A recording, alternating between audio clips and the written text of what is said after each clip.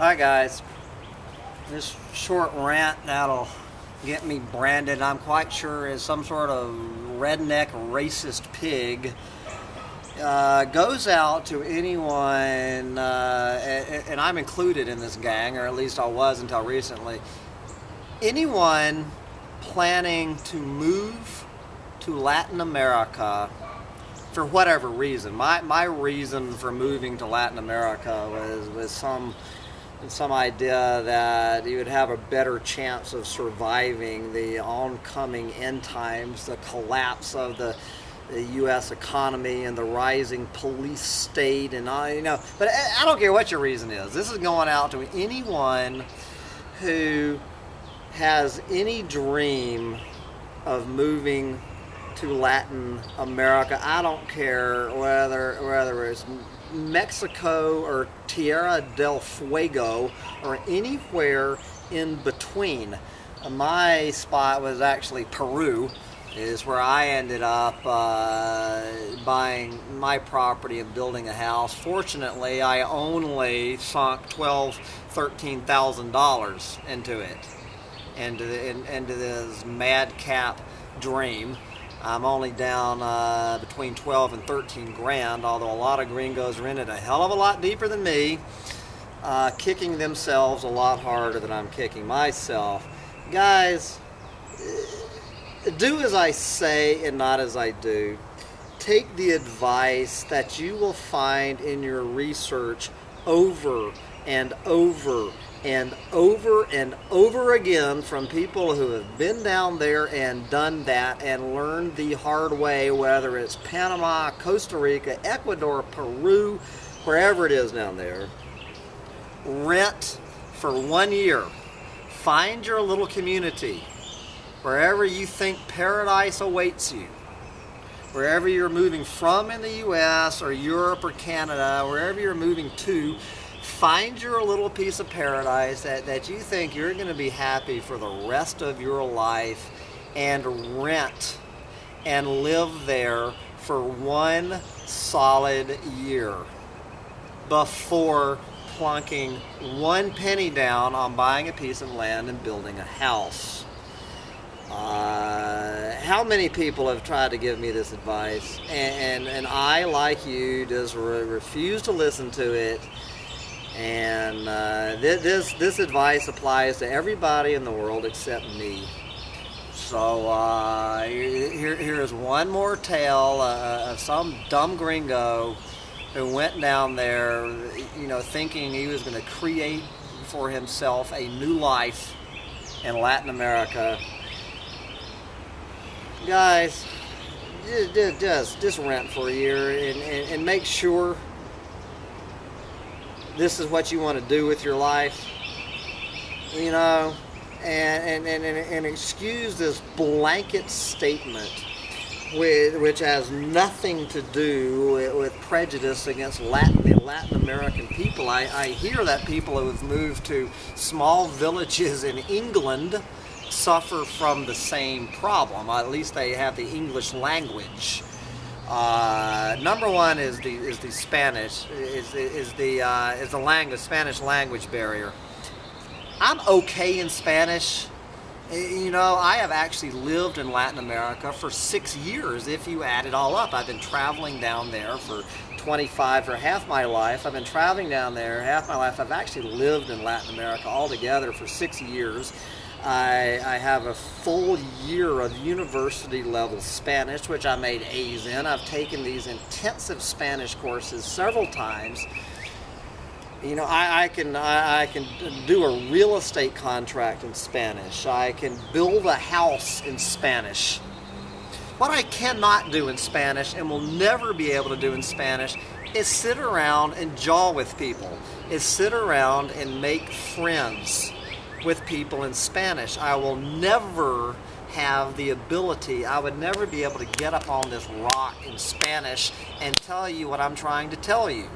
After 6 years of living there, after speaking it for half my life. Guys, get serious. Are you ready for this? Even if you go to your little Spanish conversation classes, if you've taken a couple of these little whatever they call them, in-depth Spanish courses that they offer all over Latin America. Guys, there is a big difference.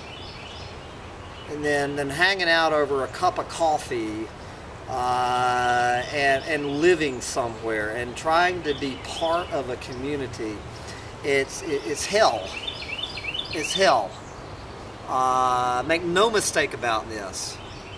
Have a long conversation with yourself and in both languages. Listen to me on this one. And the other one, which is going to get me, as I say, labeled, I'm sure, the racist, everything else. Guys, all right, how am I going to say this? I'm going to spit it right out.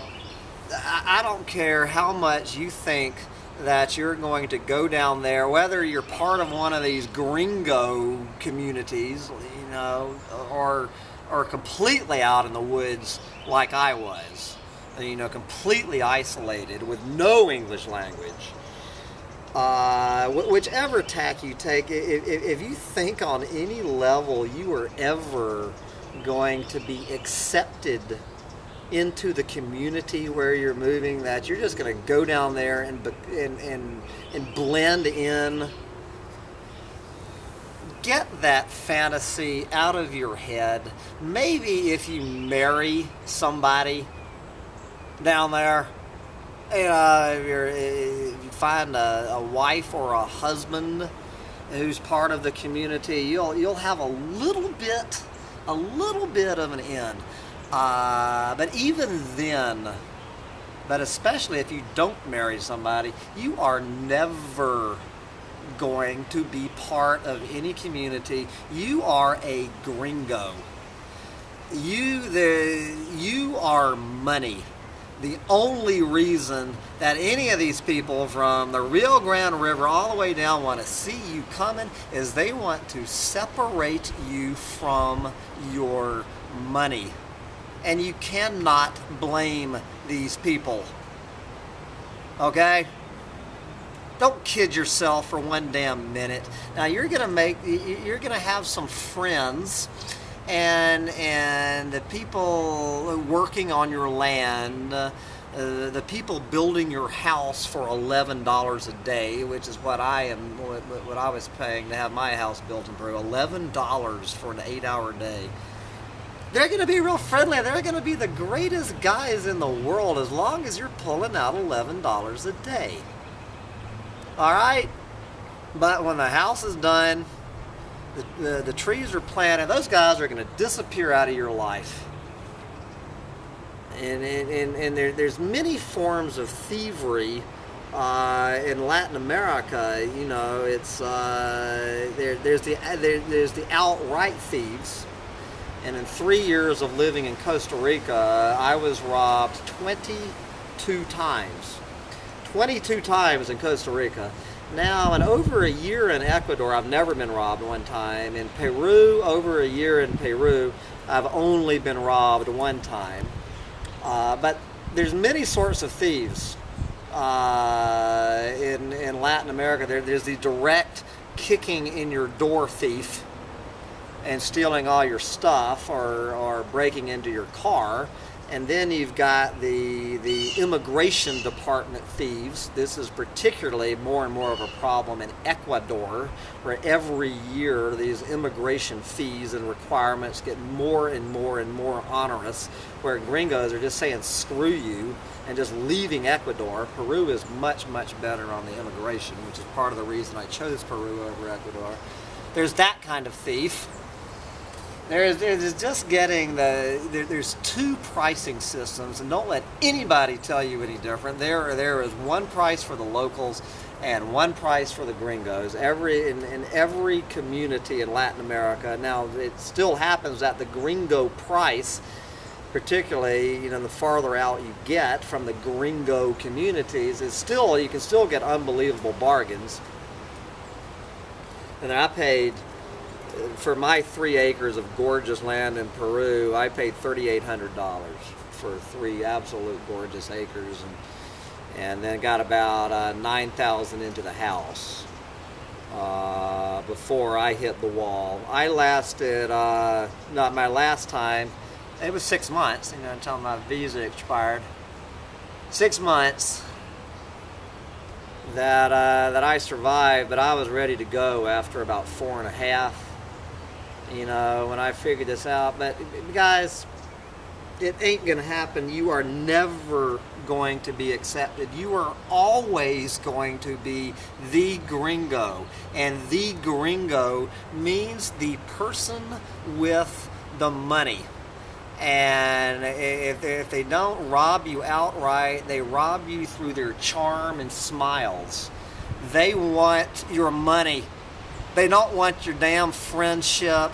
They don't want your cultural exchange. They sure as hell don't want your advice. They don't want your little pens and notebooks. What else do they not want? You know, guys, they want your money. As long as you're reaching into that pocket and pulling out that money, they're gonna love you. But if you don't have, that's the people who have something to sell you. The people who have something to sell are always going to be your friend.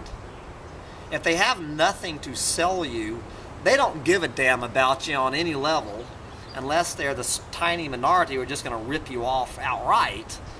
But the vast majority don't give a damn about you. They don't give a damn about you. They never will. They have no reason to.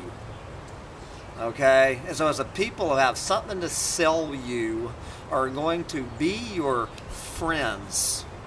And as soon as you have no more money to buy what they're selling, they're going to disappear back into the woodwork.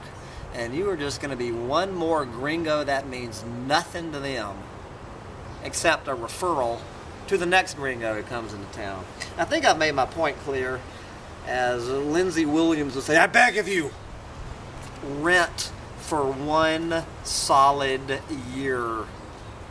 And at the end of that year, if you have determined what I am telling, what I and thousands and thousands and thousands of other gringos in my position are telling you is incorrect information, and that you believe that you're happy down there and that this is the culture you want to spend your life in, with some language you can't understand fully, you're a better man than I, and good luck and more power to you. And I got a house and a beautiful piece of land to sell you in South Say, Peru for $15,000.